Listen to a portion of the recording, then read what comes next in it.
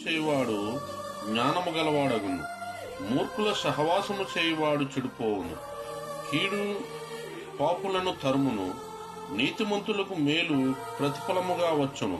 మంచివాడు తన పిల్లల పిల్లలను ఆస్తికర్తలనుగా చేయును, పాపాత్ముల ఆస్తి నీతిమంతులకు ఉంచబడును.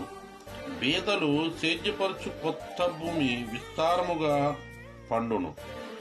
అన్యాయము వలన నశించువారు కలరు, బెత్తము వాడని తన కుమారునికి విరోధి. కుమారుని ప్రేమించువాడు వారిని శిక్షించును, నీతిమంతుడు ఆకలి తీరా భోజనము చేయును, భక్తిహీనుడు కడుపునకు లేమి కలుగును. ఈ వాక్యము దేవుడు దీవించి ఆశీర్వదించునుగాక. ఆమేన్. ప్రార్థన. మహాపరిశుద్ధుడా, మహోన్నతుడా, సర్వశక్తిమంతుడా, నీ పరిశుద్ధమైన నామానికి ఘనమైన నామానికి వందనాలు స్తుతులు చెల్లిస్తున్నాం ప్రభువా. ఏదో తండ్రి ఉదయకాల సమయంలో ధ్యానించబడిన సామెతల గ్రంథ ధ్యానాలను బట్టి నీకు వందనాలు.